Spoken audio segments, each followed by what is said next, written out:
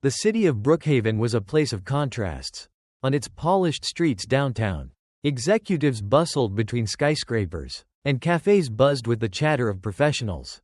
But in the forgotten neighborhoods at its edges, where potholes were patched by neighbors and playgrounds stood empty, the struggles of everyday life were starkly different. It was in one of these neighborhoods that Clara Johnson lived, working tirelessly to provide for her children. Clara, a 32-year-old single mother, juggled 2 jobs to keep her family afloat. By day, she worked as a waitress at Max's Diner, a greasy spoon eatery that smelled perpetually of fried food. By night, she cleaned offices for a janitorial service, her aching hands scrubbing floors long after her children had gone to bed. Every penny was stretched to cover rent, groceries, and school supplies for Adam, her thoughtful 12-year-old, and Mia, her tenacious 10-year-old. Clara's life was a delicate balance, and she had no room for mistakes. Tonight, she pulled into the dimly lit parking lot of Harper's Market, the only grocery store open late enough for her schedule. Her shift at the diner had ended hours ago, leaving her exhausted, but her children needed food for the week. As she stepped inside, the bright fluorescent lights cast harsh shadows on the worn tile floors. Clara grabbed a shopping cart, its wheels squeaking as she navigated the aisles. Her list was short: eggs, bread, milk, and a few discounted items to stretch her budget. At the bottom of the list, in Mia's carefully scrawled handwriting, was a plea for chocolate milk, accompanied by a drawing of a heart. Clara smiled despite her fatigue. "You've got to hold on to the small joys," she muttered, tossing a carton of chocolate milk into the cart. The store was nearly empty, save for a teenage cashier scrolling on his phone and a bored-looking security guard near the entrance. Clara moved efficiently, selecting the cheapest brands and weighing her options carefully. She had become a master of stretching a dollar, choosing slightly bruised fruit, bread from the day-old section, and sale items with peeling stickers. Her grandmother's advice echoed in her mind: every penny saved is a penny earned. Outside, Officer Daniel Blake was parked in his patrol car, drumming his fingers against the steering wheel. Fresh out of the academy, Daniel was eager to prove himself. Brookhaven's 7th Precinct was known for its proactive policing, a term Captain Gregory Matheson used to justify high arrest numbers in the city's poorer neighborhoods. Daniel didn't fully understand the implications yet, he just wanted to do his job well. Unit 453. Status report, came Matheson's voice over the radio, clipped and commanding. Finishing patrol in Sector 4. Sir, Daniel responded. Good, stay sharp. We're behind on our numbers this month. Daniel stiffened. He hated the way the captain's reminders made him feel like an employee chasing sales quotas rather than an officer upholding justice. But he nodded to himself, determined to do what was expected.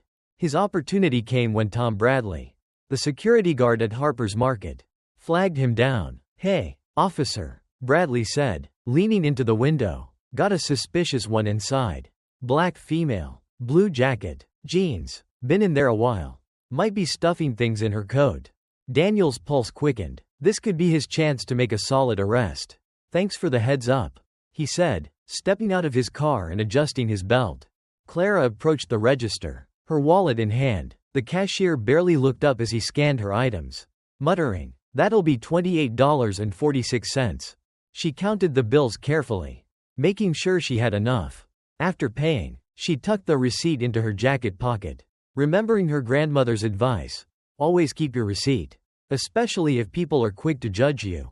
As she exited the store, juggling plastic bags, a sharp voice stopped her in her tracks. "Ma'am, stop right there." Clara turned to see a young officer approaching her, his hand resting on his holster. Her heart raced. "Is there a problem, officer?" she asked, keeping her voice calm. "Put the bags down and keep your hands where I can see them." Daniel barked. His training told him to maintain authority, but a flicker of doubt crossed his mind. Clara didn't look like a shoplifter, just a tired mother, but he pushed the thought aside. Clara's hands trembled as she set the bags on the ground. "I have my receipt," she said, reaching for her pocket. "Don't reach," Daniel shouted, his voice sharper now. "Keep your hands up." Fear coursed through Clara as she froze. "Please, I paid for everything," she said, her voice cracking. By now, Bradley had stepped outside, smirking as he watched. Told you something wasn't right, he muttered. Across the street, Martha Green was watching from her apartment window. The elderly woman often kept an eye on the neighborhood, her arthritis keeping her awake at odd hours. She frowned as she saw Clara being handcuffed beside her spilled groceries. Martha reached for her phone. This isn't right, she muttered. Not right at all. Clara's children were waiting anxiously at home, the clock on the wall ticking past midnight. When Martha arrived, breathless and distraught, she gathered Adam and Mia. Explaining what had happened, together, they rushed to the precinct. At the station, Clara sat on a cold bench, her wrists sore from the cuffs. Officer Blake was typing up his report, carefully constructing a narrative of suspicious behavior and resistance. Meanwhile, Captain Matheson nodded approvingly from his office. Good work tonight, Matheson told Blake. This is how we keep the city safe. In the holding cell, Clara's mind raced. Her children would be terrified. Her jobs might not tolerate her absence. And the humiliation, being treated like a criminal despite her innocence, stung deeper than she could express. But even in her despair, a fire ignited within her. She knew she had done nothing wrong, and she would not let this define her. Clara sat motionless in the holding cell, her arms wrapped tightly around herself against the chill of the concrete walls.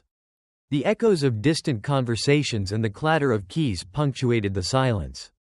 Her thoughts raced, spinning between panic and resolve. Who would pick up Adam and Mia? What would happen to her job? To her carefully built life? In another part of the precinct, Officer Daniel Blake sat at his desk, filling out his report. His training had drilled into him the importance of precise language. Subject exhibited suspicious behavior, he typed. His fingers hesitated over the keyboard. He could still see Clara's terrified face, hear her desperate pleas about the receipt. For a moment, his conscience tugged at him, but he shook it off. This was policing, he told himself. Sometimes it wasn't pretty. Captain Gregory Matheson leaned against Daniel's desk, his presence heavy and commanding. Nice work tonight, Blake, he said, his deep voice full of approval. We need officers like you, ones who get results. The quotas are non-negotiable. You know, keeps the city running smoothly. Daniel nodded, unsure how to respond. Matheson patted his shoulder. Keep this up, and you'll go far in this precinct. Adam paced back and forth in the small living room, his hands balled into fists. Mia sat on the couch, her legs curled beneath her, clutching her stuffed rabbit. Both children's faces were etched with worry. Why hasn't she come home yet? Adam muttered. Martha Green's knock at the door startled them. When the elderly neighbor entered, her face was tight with concern. Come on, kids, she said, gently taking Mia's hand. Your mom's at the police station. I'll take you to her. Adam frowned. The police? Why? Mom wouldn't do anything wrong. I know, sweetheart, Martha said firmly. That's why we're going. She needs us. At the station, Martha was stone-faced as she entered the lobby with Adam and Mia.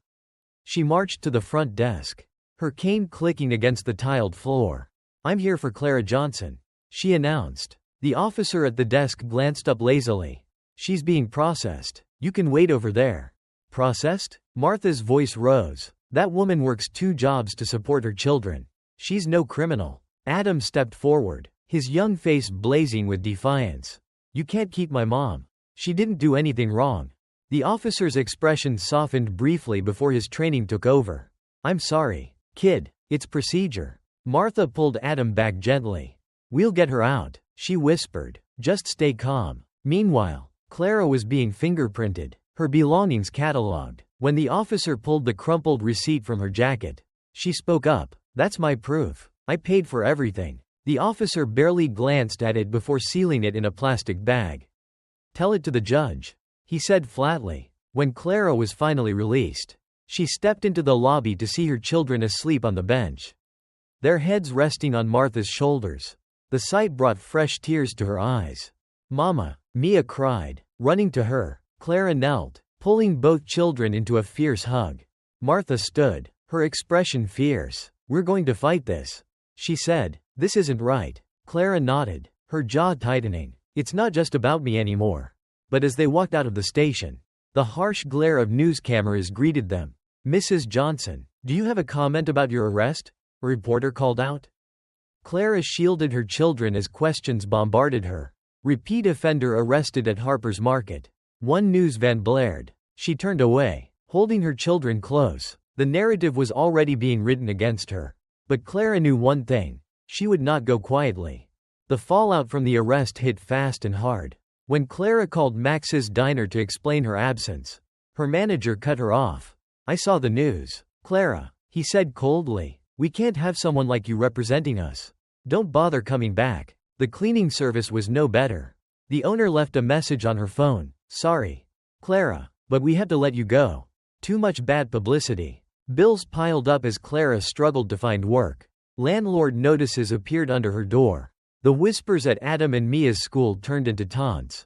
"Your mom's a thief." One boy sneered at Adam. "Bet she taught you how to steal too." Adam came home with a split lip one day, his eyes blazing with anger. "I didn't start it," he said, slamming his bag down, "but I'm not going to let anyone talk about you like that." Mia grew quieter, her usually bubbly personality dimmed. Clara saw the weight her children were carrying and vowed to find a way forward, for them. If not for herself. The breakthrough came when Clara received a call from Victor Ramirez, a civil rights attorney with a reputation for taking on impossible cases.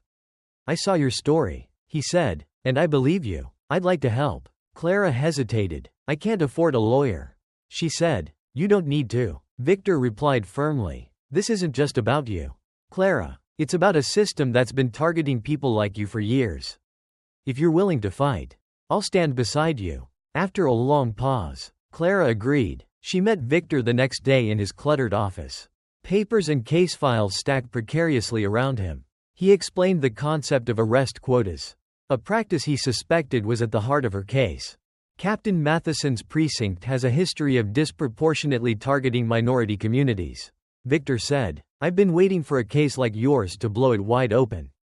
As Victor began building the case, Rachel Perez, a local activist, reached out. "I run a community watchdog group," Rachel said. "We've been documenting police misconduct for years. Your story could be the one that breaks this wide open." Meanwhile, inside the precinct, Officer Maria Lopez wrestled with her conscience. She had been compiling evidence of the quota system for months, secret ledgers, internal memos, and emails, but fear of retaliation kept her silent.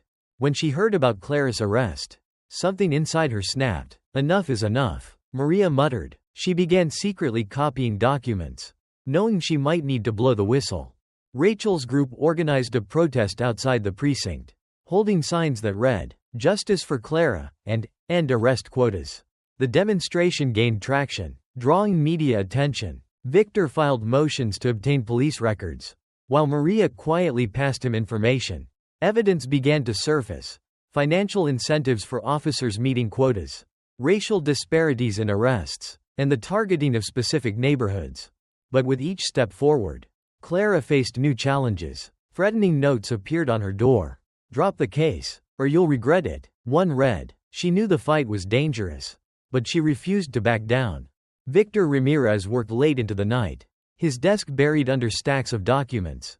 Clara's case was more than just a wrongful arrest, it was a window into systemic abuse.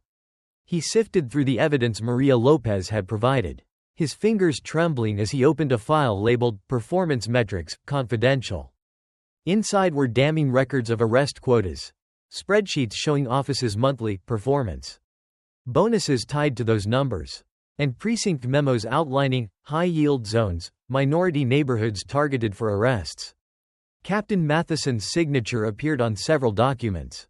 Victor leaned back in his chair, rubbing his temples. "We've got them," he whispered. The next morning, he met with Clara to review the evidence. She listened intently, her hands clutching a cup of coffee as Victor explained the implications. "They didn't arrest you because of what you did," he said. "They arrested you because you're exactly the kind of person they target, poor, black, and a single mother." Clara's jaw tightened. "So this wasn't just bad luck?"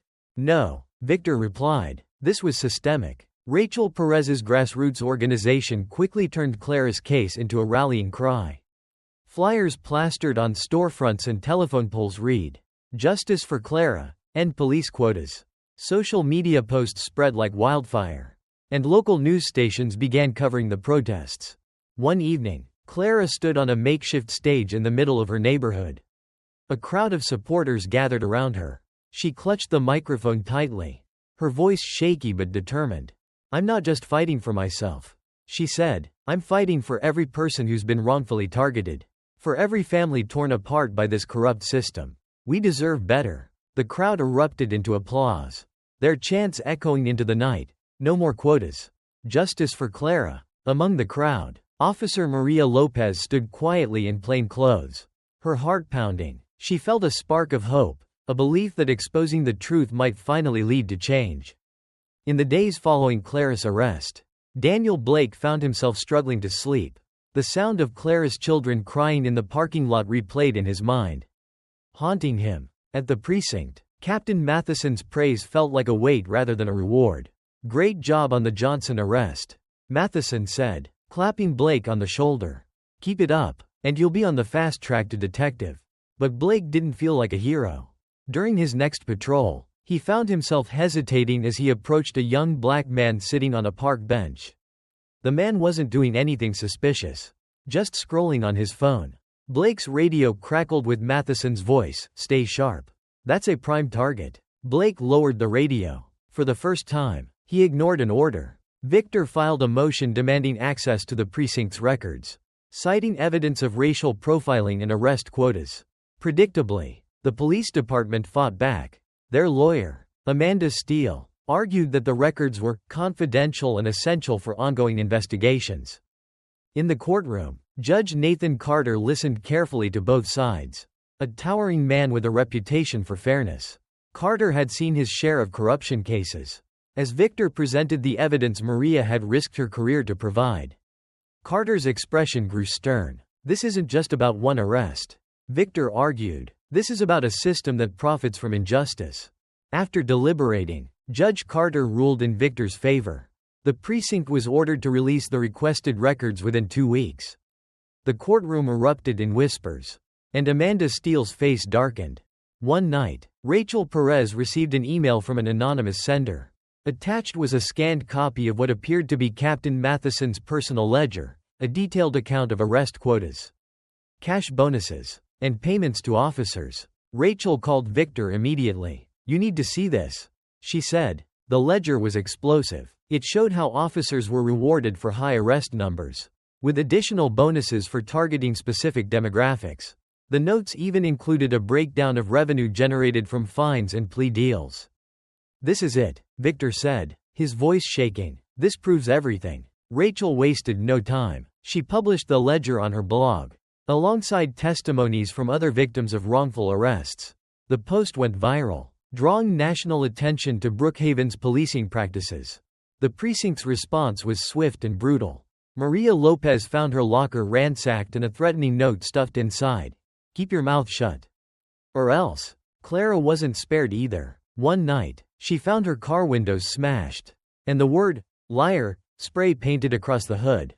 Inside her apartment, Adam and Mia clung to her as she tried to stay calm. "We're going to be okay," she whispered, even as her hands trembled. Victor called the police to report the vandalism, but Clara refused to let them investigate. "Why would I trust them?" she said bitterly. Despite the threats, Maria Lopez decided it was time to go public. She contacted Victor and agreed to testify against Matheson. At a press conference organized by Rachel's group, Maria stood beside Clara, her face pale but resolute. "I joined the force to protect and serve," she said, "but what's happening in our precinct is a betrayal of that oath.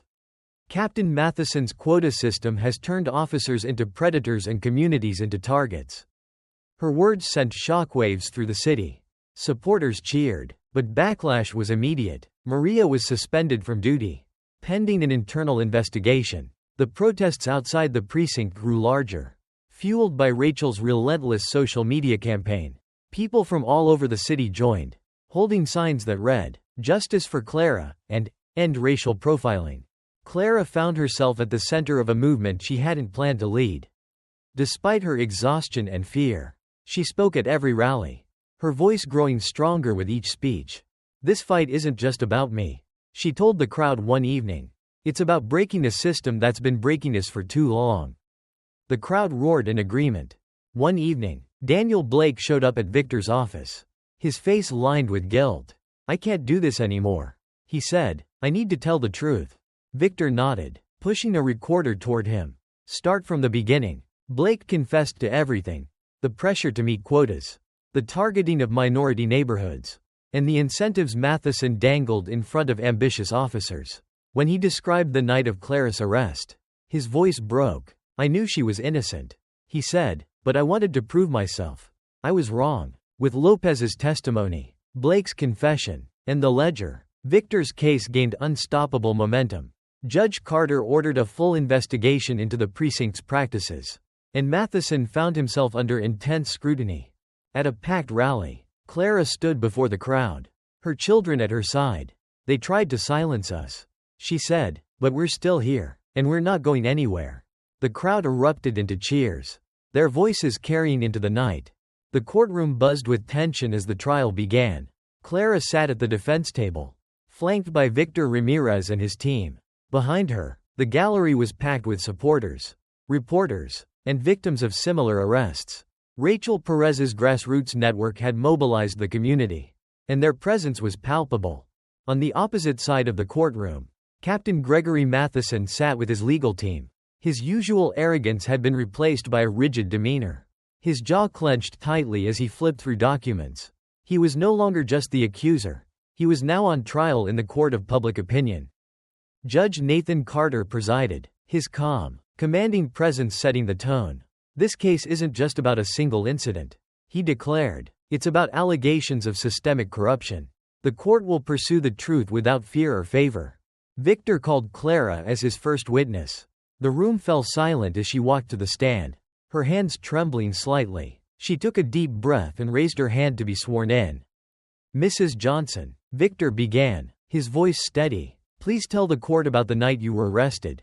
Clara recounted the events in painstaking detail, her double shift at work, her late-night shopping trip, the carefully selected groceries, and the receipt she'd tucked into her pocket. Her voice cracked as she described Officer Blake's aggressive approach and the terror she felt when she was handcuffed in front of her children. "And what happened when you tried to show your receipt?"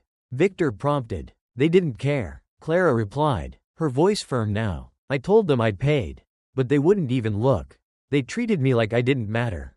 When the prosecutor cross-examined her, trying to paint her as combative during the arrest, Clara remained composed. "I wasn't resisting," she said firmly. "I was just trying to show the truth." Victor's team presented the recovered surveillance footage from Harper's Market, provided by the store's manager, David Wilson. The video showed Clara carefully selecting her items, paying at the register, and leaving with her groceries.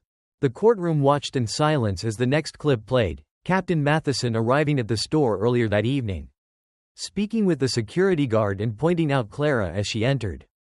"This wasn't random," Victor said, addressing the jury. "This was deliberate. Clara Johnson was targeted because she fit a profile, and the arrest was premeditated to meet quotas." The jury's expressions hardened as the implications sank in. Maria Lopez took the stand next. She recounted her time at the precinct, describing the pressure to meet arrest quotas and the racial profiling embedded in their practices. "We were told to focus on high-yield zones," Maria said, her voice steady, "but we all knew what that meant, minority neighborhoods. The captain called it proactive policing. I call it systemic racism." She produced internal memos and emails, including one from Captain Matheson instructing officers to prioritize arrests that boosted metrics. The prosecutor tried to discredit her, suggesting she was acting out of bitterness over her suspension. Maria's gaze didn't waver. "I'm here because it's the right thing to do. No suspension or retaliation can change that." Victor called David Wilson, the store manager, to testify about the deleted footage. "I was pressured to delete the video," Wilson admitted, his voice trembling. "Two officers came to my office the day after the arrest. They said it would be better for everyone if the footage disappeared." "But you kept a backup?" Victor asked. "Yes," Wilson said. "I couldn't live with myself if I didn't. I knew it was wrong." The recovered footage had already been entered into evidence, and Wilson's testimony bolstered its credibility. The courtroom held its breath as Daniel Blake walked to the stand. He avoided Clara's eyes, his guilt weighing heavily on him. "I was the officer who arrested Mrs. Johnson," he began. "I was new, eager to prove myself. Captain Matheson had made it clear that meeting quotas was how you advanced in this precinct. Blake described the culture of pressure and fear, the incentives tied to high arrest numbers, and the targeting of minority neighborhoods. I knew she was innocent, he admitted, his voice breaking. She had the receipt, but I ignored it because I wanted to impress the captain. I was wrong. Victor allowed the weight of Blake's confession to settle over the courtroom before continuing. Why are you speaking out now? Blake took a deep breath. Because I can't live with the harm I caused. And because it's time for the truth. Victor's next move was to call a forensic accountant who had analyzed Captain Matheson's finances. Using spreadsheets and graphs, the expert demonstrated how arrest quotas directly correlated with cash bonuses for officers and increased funding for the precinct. These payments weren't just unethical. The expert explained, they were illegal. Funds intended for public safety were being funneled into a corrupt system that incentivized arrests over justice. The jury watched as Victor projected emails from Matheson discussing performance rewards and metrics alignment. This was a profit-driven scheme, Victor said, addressing the court, and innocent people like Clara Johnson paid the price. The final blow came when Victor presented the ledger leaked to Rachel Perez. The handwritten notes in Matheson's handwriting outlined the entire scheme, targeted zones, arrest quotas, cash bonuses, and even instructions for hiding the financial trail. Matheson's lawyer tried to argue that the ledger was fabricated, but Victor called handwriting experts who confirmed its authenticity. Victor's closing argument was a passionate plea for justice. This case isn't just about Clara Johnson, he said, it's about every person who's been targeted, arrested, and dehumanized by a corrupt system. Captain Matheson turned justice into a business, and innocent people suffered because of it. Today, you have the power to send a message that no one is above accountability, and that our communities deserve better. The prosecutor's closing argument focused on discrediting the witnesses and painting the case as an isolated incident. But the evidence was overwhelming.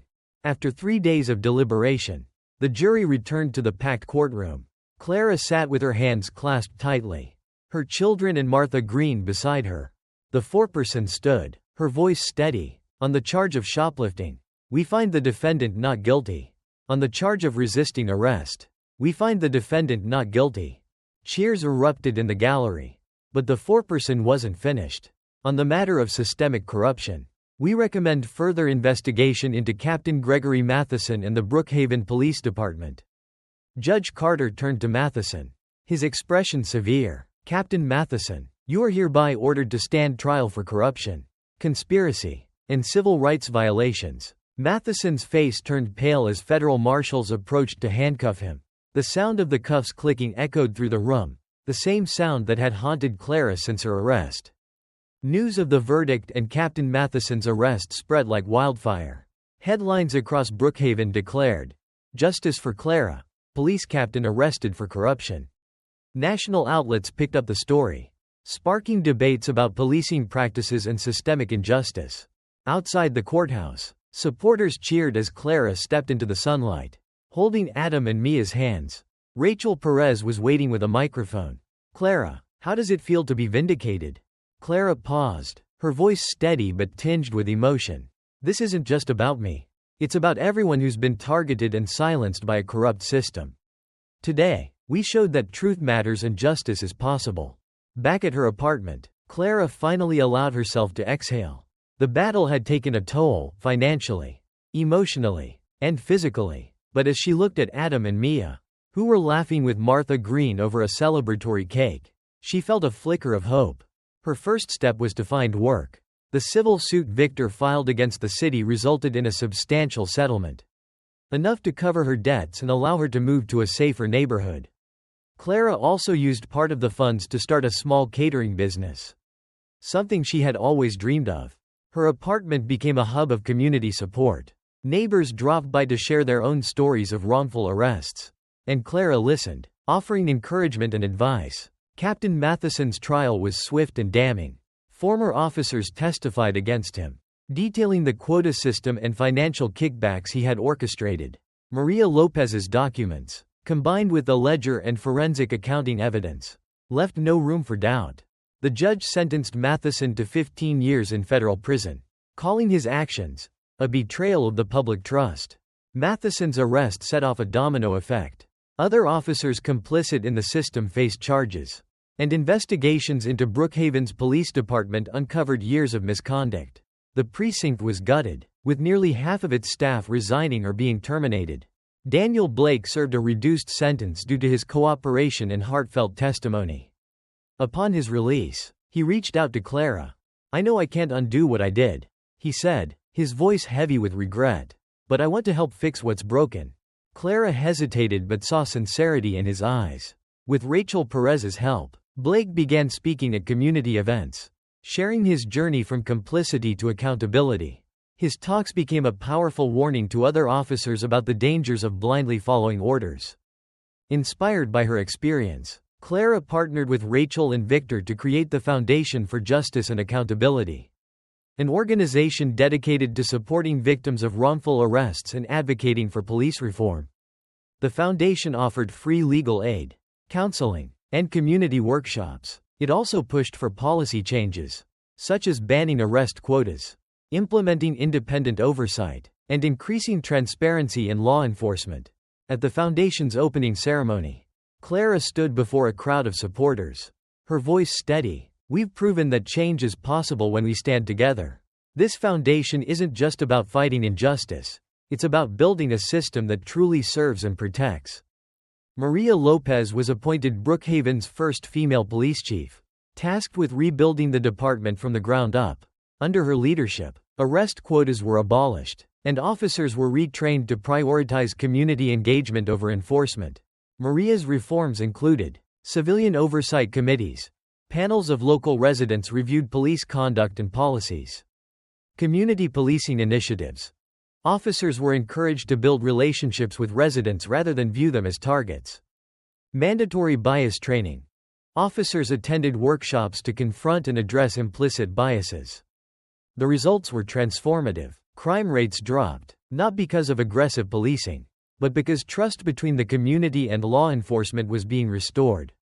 Adam channeled his experiences into activism. At school, he led discussions about justice and fairness, often quoting lessons he'd learned from his mother.